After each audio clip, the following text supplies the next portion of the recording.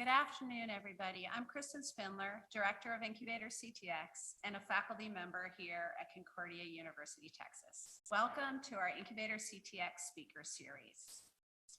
Today, we've got Chris Valentine, who is founder and CEO at Adeo Interactive and a well-known event producer here in Austin.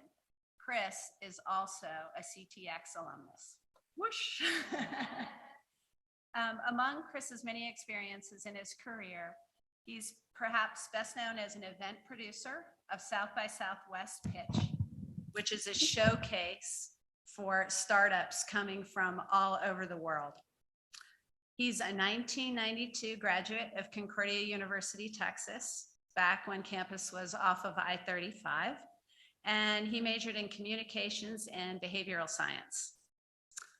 Finally, Chris is a longtime Austinite, and he has seen firsthand the growth in Austin as a world-class hub for innovation and entrepreneurship. So his talk today centers on South by Southwest Pitch, which is coming up, and we're honored to have him with us today. The format for today is he's going to be talking for about 40-45 minutes, and then we'll leave the rest of the hour for questions. So if you're joining us today on Zoom, please go ahead and type your question in the chat and address it to all panelists and attendees. And Julia is going to be monitoring that chat. So without further ado, I'd like to give a warm welcome to Chris. And Chris, we'll turn it over to you. Thanks. First, thank you very much for the opportunity to speak here today. It was actually, when Kristen first reached out to me, I was really honored for the possibility of coming back to Concordia and have a warm spot in my heart for my time at the university, even though I know it was a different location, but just I've always loved this university, and I'm very grateful to have the opportunity to come back and just to speak with all of you. So what I wanted to do today was just kind of talk about some of the insight that I'm seeing with regards to South by Southwest Pitch. Typically, we have about 600 to 1,000 companies apply annually, and with those are typically early stage companies, startups. And with that, I had some kind of perspectives on what I thought I saw this year as we were evaluating those companies. So the focus of the presentation will focus on just a little bit about what South by Southwest Pitch is. We'll jump into trends that I was seeing, and we've defined some of those there, and then just kind of wrap up trying to keep within the timeline that we've talked about. So when I think about South by Southwest Pitch, it is a live startup pitch event that showcases the future of innovation and technology. This year we'll be showcasing 45 startups within 9 categories. We traditionally have 5 judges per categories on stage evaluating these startups to determine the best of the best for that. We have 9 categories this year, and those are AI, enterprise, entertainment, XR, future of work, health, smart cities, social good, and innovation world, which is our catch-all. Just some past stats. South by Southwest is not a funder in startups, but this is some data that we've been capturing over the years, and I love to see this. Just what this tells me is that the companies that are participating in the event are fundable and they're investment worthy from their perspective. The number of 14.5 billion is an impressive number, and then a 17%. One thing to note about the 17% is we have had years that have been 30 to almost 40%. And the typical cycle for a startup is traditionally 7 to 12 years before it exits, sometimes longer than that. So, you know, we're also including startups from the last few years, which are going to impact that number lower. But we have proven that the platform that we've created that allows to showcase some really interesting companies that are investment worthy. I always love to look at kind of our past successes just to make sure we're accountable. Most of you know of Siri, even if you don't have an Apple phone. They were a part of our event in 2010. That was before Apple acquired them. Tango, more focused in Europe and Asia, had 400 million users registered, and also acquired $280 million via Alibaba.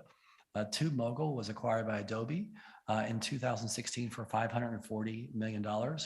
And then Icon, they're actually an Austin-based startup, and they were voted by Time Magazine Best Innovation in 2018. And then just so you know, what Icon is doing is they create 3D homes with focus on homeless communities and chronic poverty. But they've also worked with NASA as well as the military. So they're unbelievable company. If you want to look at a hot company in Austin, this would be the one to explore further. So what I'm going to do now is just kind of jump into the trends and discuss kind of what I'm seeing. And we'll try to break it down so you all are able to see kind of which one's there. Again, I'm not going to show you. And what I'll do is I'll talk about the trend and I'll give you some examples of companies that have presented. We'll probably end up showing about 10 out of the 45, but it will at least give you a little sample of kind of what we're doing during the event. So originally, I think we're all hearing the term metaverse, and I think that's been kind of everywhere. And you know, originally I was going to call this metaverse, and then what I realized, the more and more I explored in preparing for this presentation, but also just doing a reflection on that term, I think there's lots of confusion in the market of what that is. And I think that when we saw a lot of companies that were applying for South by Southwest Pitch this year, what we quickly realized is they were using the term not appropriately either. They weren't using it in the best way it was defined. And I think if you look at, and I have plenty of emails that are coming in my box from futurists, and even they're trying to figure out what it's defined and what it looks like. So I think that I decided to kind of go maybe more to generic term, because I think that's really what we're seeing right now. And we'll be seeing mostly in the next 3 to 5 years on there. So let me define just for you what extended reality is, because again, I think there's lots of confusion here. Extended reality is an emerging umbrella term for an immersive experience with regards to technology. The ones that we have already today are AR, which is an augmented reality on your glasses, VR, which is a headset that you use to kind of immerse yourself in that kind of setting, mixed reality, a combination of both. Plus those are still to be created, which I think that falls under metaverse, but there's other things that I'm seeing as well. These are all immersive technology extended to the realities we express by either blending into the reality and into a virtual reality or a real world. Or creating a fully immersive experience. And just so you know, I'm bullish on extended reality. I think this is where we're going to go. And I have lots of opinions on that. I think Apple will probably be the tipping point in 2022 when we start to see it, because they'll be coming out with an AR glass, potentially AR, VR glass, but I think it's going to focus on AR as well. I think we'll see that. I don't want to minimize the term metaverse. I think it is going to have an impact, and it's going to change the way that we deal with our online community, our online experiences. But I think right now, I don't think it's there, and I think it's going to be a ways before we get there. So I think I just wanted to kind of create that differentiation. So what I want to do is show you some examples from South by Southwest Pitch. We're going to show, I'll kind of talk over the videos as they're going to be shown, so you guys can get a feel for what we're doing, and just to get a small sample. So one of the companies, again, is finalists this year, is called Being AI. It's a XR digital identity company. There we go. And so if you think of yourself in the sense that right now we're in a physical world, we will be in a digital world. The closest we probably come is through social media, where we have our own identities through social media, but we will be extending this. This is a company that basically is creating a digital experience. And so we will be basically layered in a real and a digital, and those at some point will cross over. And so I think it's extremely important to kind of understand. They're doing digital avatars for ourselves. And then things that you can either kind of create. There's going to be companies that are coming out that are doing these. I've seen some of them. But again, we want to think of ourselves that we are going to immerse ourselves over time into a combination of an in-person and a digital reality there. I love what they say. Their website says a world where there is no divide between a physical and digital, and a world where AI beings live, work, and play among us. And so I think that's kind of an interesting thing there. So we go to the next one. So this kind of plays a little bit off of this. Is called Reality Crisis, and they have a company they're a lab, and they actually are creating something that's called Skatrix. And I want you to kind of think about it from a bigger perspective. There's lots of different types of companies like this that are doing unique things. One of the things that I think, if you think about being in a digital reality and an immersive with the physical and the digital space, you could be in an experience in this situation, skating or using skateboards, but it also could be basketball, baseball. It could be other types of dancing. It could be just different types of realities. And as it's doing, you could have the physical and the digital combined into one. And so all of a sudden now we're looking at the world differently on that level. But it's also in an AR perspective. I mean, it's an XR perspective, but I think it's an AR perspective. And I think right now what we're seeing a lot of this is through these VR glasses. But think about being in the real world in your day-to-day activities, being here, seeing me talking, having something on the side of me that's kind of engaging in a different level. And this company is kind of highlighting that. Zundabar focuses on travel and tourism. And I'm somebody who loves to travel. I haven't traveled in the last few years because of the pandemic and missing it greatly. But I think about the opportunity of I want to go to England next year or Ireland, and we'll just talk about England. I'd love to be at Westminster Abbey and be able to be experiencing, looking at this building, these historic buildings, and not just getting something they might have got from a, some sort of tourism or travel TV person, or some sort of video that you've seen, but thinking about looking at how do you kind of immerse yourself into that building. And so as you're looking at it, you could be getting a 15, 30-second clip on the history of that building, or maybe have somebody that's maybe the original architect talk about why that building was built that way, or maybe if it was part of, maybe it was dealing with one of the churches that was bombed during the Great Bombing in the Second World War, maybe talking about having different people talk about those experiences. Think about going to Germany and hearing and seeing some of the experiences that through the different wars there. So just these different types of things and layering our reality in a different way. And again, I talk about being bullish. This is where I'm excited, because I can be in an experience looking at it on one level and then basically enhance it with this augmented, but have the ability to turn it off if I want, but have a combination of both those things. So I love what this company is doing, and I think they're going to be doing some really incredible, great things over time. Next. So we've all been obviously changed by the way that we're working through, I'll use it as a generic term with regards to Zoom. And I think that Matsuko is basically creating a realistic holograph with regards to communication. So in theory, I could be talking to Christian in a meeting, and two of you, and that could be in that meeting, but you're not there. You're not there. You're basically in a holograph. And so we're able to communicate and discuss it. And the reason you're not there is you could be in a different part of the country. You could be traveling. You could be lots of different reasons why you aren't there. But the ability now to make that experience a lot more richer and experienced. And again, this starts to happen when we start to have different types of headsets and glasses on our head. But this is the start of this. And I think we've tipped with regards to telecommunication and how we're willing now to be in Zooms and those types of things. We may or may not like them, but even post-pandemic, I think they won't go away. They may be less, but they'll still be a part of our world. Four-screen. So I love what this company is doing, and basically they're creating the ability for us to be driving, and we're going to layer in our cars the ability to have additional communication being kind of projected on our screen. And there's kind of two things. I think the demo that they're going to show you is somebody actually in a car, but think about the reality of autonomous vehicles and how that content is going to start to come to us. We're going to be in a car we're not driving. And as we go from point A to point B and maybe C, can we be now looking at what's on the screen differently? Yes, we can watch Netflix. Yes, you can play a game, but we also we're going to be, having these different kind of commerces and different types of businesses sharing access into their businesses. And as yes, we need if we're driving a car that's electric and we need to get it charged. Well, here's to give you some stations that you can go to, and the different types of things like that. So I love kind of what they're doing. And this to me tells me how real this is. And it's this really simple. Their board has 3 board members. It's a big board, but they have 3 board members, and it consists of the former CEO of Volkswagen, the former CEO of Audi, and the former CFO of Mercedes-Benz.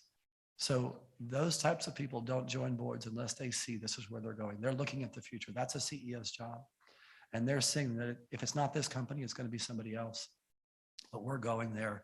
Our cars, our vehicles, that's not something, our vehicles are going to be transformed in how we are engaging in our surroundings as we go about.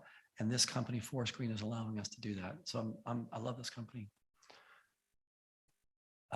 Next, Medic One. And this one, I'm just going to say that I'll keep this really short because I want you to hear what they're doing. But basically, your body becomes an instrument. And I'll just be quiet and let them show it to you.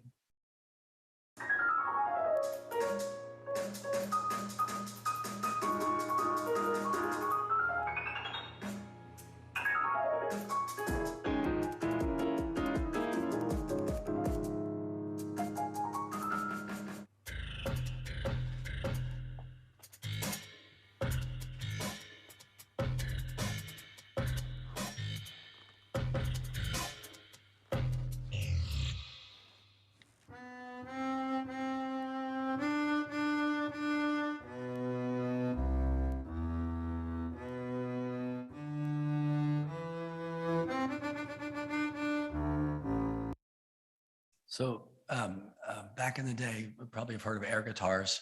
This takes it to a whole other level. And the ability to basically use different types of instruments, our body becomes part of that instrument.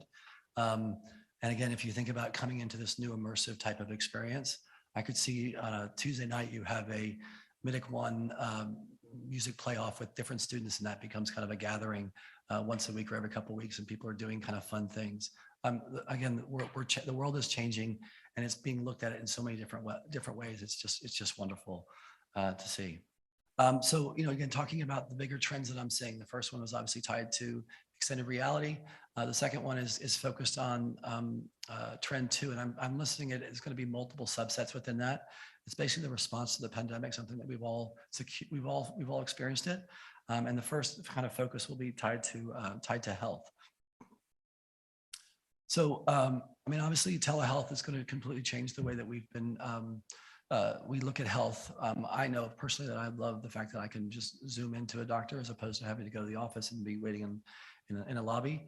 So I think it completely has transformed. I love the fact that 48%, according to American Physicians Association, 42% of adults responding wanted to continue telehealth services after the pandemic, and 34% actually it's a preferred way. So again, I think this has been a tipping point when you think about health and digital health in particular. The finalists that we had this year, and we've had more than one, I'm just again showcasing one when we start to get these other trends, but one of them was called Smart Tab. And this is a digital drug delivery. It's something that you intake in your body. And then it basically it's a wireless ingestible drug delivery and monitoring system. There are the opportunity to treat local diseases through targeted medicines as opposed to traditional pill liquid medicines. The selective nature of a capsule can also reduce required doses and completely centralized to where the issue is. So if your body's hurting in some place, oftentimes I've got allergies going on right now, and I'm taking a medicine, so it's dealing with the whole body. Well, maybe it's just a certain part of my body that needs to be addressed. This type of company is now saying, we're going to focus on specific parts of your body, and they have the way to track that. For me, it just seems like this is going to be the future. It's just a question of when it's adopted. But I love the fact that they have this kind of technology out there. Trend number 2 with regards to the response to the pandemic is the future of work. Obviously, we have been greatly impacted by how we work. It's completely changed and transformed. And I think that basically what we saw was that the pandemic encouraged companies to make quick accommodations to remote work in order to stop the spread of infection. So I think we've all been isolated into some level or another in the last few years. But because of that, it's not just location, it's also hiring practices, worker engagement, culture, time, task management, collaboration, so much more. And again, just think about how that's all has looked different. New products, tools, workflows were created to simplify the work environment, and often working to centralize and combine different technologies into one, such as video conferencing, sharing files, whiteboarding, et cetera. The company that we have is called Anthill. And it's interesting, like when I saw this, say hello to the first. Yeah, when I saw this company recently, one of the things that I kept thinking about was how are they different from Zoom? Or not Zoom, how are they different from Slack? And I think a lot of us are already using Slack as a tool. And I think what you're seeing is that the playing field is changing with regards to work. I mean, if you've got an established career, your network's probably pretty established, and you can network from job to job. If you're starting out, if you're kind of earlier in your career, I don't think you have those opportunities that somebody that's there. And so you could potentially get lost in kind of the cycle or the flow of wanting to move to another opportunities. And this company basically is starting to look at, internally within a company, how are employees heard? So it's kind of an HR focus, which I think is great. So it's allowing companies to start to look at how we treat employees differently, kind of monitoring and helping them from all different kind of components within an organization. That's something that Slack does not do. It's more of a communication tool. But it also kind of focuses on stuff like onboarding, announcements, safety alerts, and more ways to centralize. So I think there's a couple different things here, and it's not just with this company as a whole, but as we start to kind of work within a work environment where network is important, that's going to change. But as we start to network beyond that, it's going to be platforms like this that allows us to kind of find ways that we can kind of move around and communicate and still be at hopefully an equal playing field, so that people have the opportunity to move forward in their careers, whatever they view or think is important to them. Let's see. The third 2C with regards to response to the pandemic is social impact. Excuse me. Obviously, the strong trends in applications from, and we saw a lot of companies this year. This is typically our social impact category is one of our most, traditionally it's been one of the most high categories that gets the most companies that apply. And we saw applications from social impact companies includes work tackling racial and economic inequalities, supporting small businesses and encouraging others to help each others. The power of business helps have to improve societies is both noticed and reversed and revered by consumers as well. And so there are lots of different apps that are kind of being developed there. So interesting kind of stat when we think about this, and this was kind of in some ways like a little bit heartbreaking when I first saw this, and the more I researched it, I understand why, but it also is discouraging. So management consulting firm McKinsey and company came with this report. The pandemic had a near and immediate effect on women on employment. 1 in 4 women are considered leaving the workplace or downsizing their careers versus 1 in 5. So obviously people are wanting to change, but the numbers are higher for women. While women have been impacted, 3 groups have experienced some of the largest challenges with regards to working mothers, women in senior management, and Black women. The disparity comes particularly across with parents with kids under 10, as that rate for which women in those groups are considered leaving is 10% percentage higher in women. So you have this part of the population because of the pandemic that are making decisions that ultimately will impact the workforce. I want an equal workforce. I want a diverse group of people to be participating in that. But there's a percentage of the population that's looking at it differently for different reasons on there. There's another stat that I have that you don't see there, but there's basically women in heterosexual dual career couples who have children also report larger increase in time spent on household responsibilities since the pandemic. So even if they are working, those responsibilities at home are now increasing on them, which to me, if they're increasing, they're potentially looking at like, I've got to give up something. Where do I give it up? Especially over the last 2 years. And so they start making choices on, is it my career or my family? And I think most people would potentially choose, not all, but a good percentage would probably choose their career for their family, which I completely respect. So again, the beauty of startups is they're finding gaps and they're trying to address where the issues are within our society. And this is the beauty of the pandemic. I mean, a lot of people have gone through horrific things, but also there's been some great things that have come about this. This company, Lucy, is basically a financial mobile app for women in business all over the world, turning the underbanked into the unstoppable. And I think that's important to say, like the underbanked. And so they're basically offering financial situations, whether to entrepreneurs to pursue employee salary payments, household finances, and low money transfers. And helping women create financial plans to empower them to reach their dreams. So again, you've got this problem where these women are now making decisions that they may not have wanted to, and a percentage of them might have, but let's say a good percentage didn't want to. And this company's coming and saying, hey, we have a tool that can potentially help you through this and maybe stay employed if that's something you want to do. Or if you just choose not to, how quickly can you get back into the workforce on that same level? Third primary trend is just the focuses on environmental. And we always have a lot of really interesting companies, and I feel really fortunate to see some great companies that are really doing some transformational things. One thing that we've seen is these startups are finding new innovative solutions for environmental problems around the globe. So a couple of interesting stats here that, Forbes released a recent study stating that 92% of consumers say that they're more likely to trust brands that are environmentally friendly. 88% from that same study says that they're more loyal to companies that support our environmental issues. So again, think about if you're buying a company from this company, and if you believe in what their mission is and that they're doing things that are kind of environmental friendly, are you more likely to spend your dollars this way or that way? And then sometimes we may not care, and other times it may be something that's really passionate. But we've seen this kind of influx of companies over the years, but we're seeing more and more startups do that. We have a bunch of great companies that are doing this year, but I wanted to just showcase this one. So 3D printing has been around for a while. We talked about them with regards to Icon 3D in the homes. This is a company that actually is creating 3D shoes. I still believe, and I'm not sure when this is going to happen, and maybe it'll look differently, but I still think at some point we're going to have 3D printers in our home, and then we'll have different types of cartridges that we pay, and it'll allow us to download and have those items print out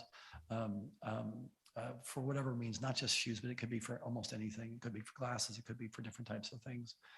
So the Helos is basically shoe industry utilizing 3D printed material for high quality shoes. They is based on sustainable business practices that they use completely recyclable materials and only produce what is demanded. The means of offering wide range of design sizes without running the risk of overproducing or overstocking, which is a huge issue. And then it's important because it estimates that 24 billion shoes are made each year, and 20% of those go straight to landfills. So again, like think about like what this company is trying to do. And if they can be successful, you know, will Reebok, will Nike, will whatever other brands that are out there, not just sportwear, but other companies, would they actually look at this differently and say, hey, how do we minimize our risk? If this company can do it, and then startups are always trying to find the gaps. If this company can do it, maybe it starts to create a tone.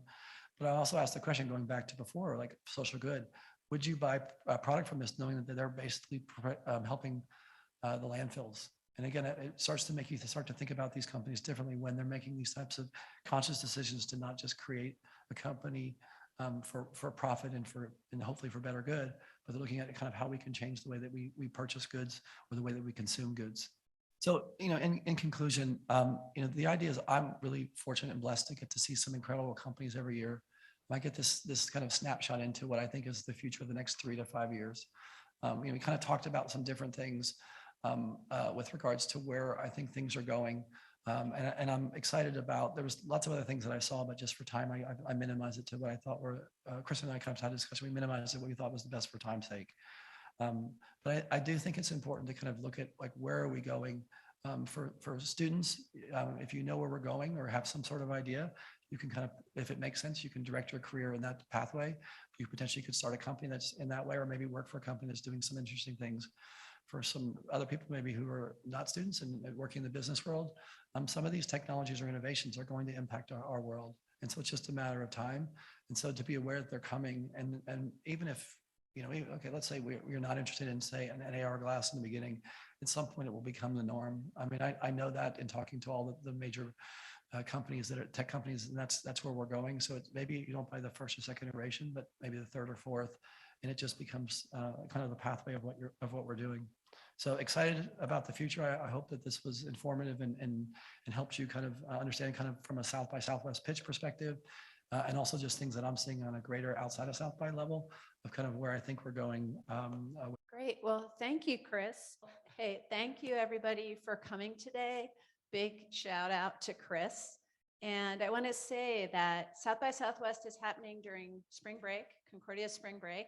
If you're in town, please come. As Chris was kind of alluding to, there is so much going on. You should be intentional about it. Figure out, there's many tracks, figure out what you want to see, who you want to meet, plan a calendar, invite people to meet at different places. There's a lot happening and there's a lot of ways that you can benefit from it. And it's just a fantastic event. We're so lucky to live in Austin, and we're so lucky to have Chris with us today. So thank you again for coming. Thank you. Thank you.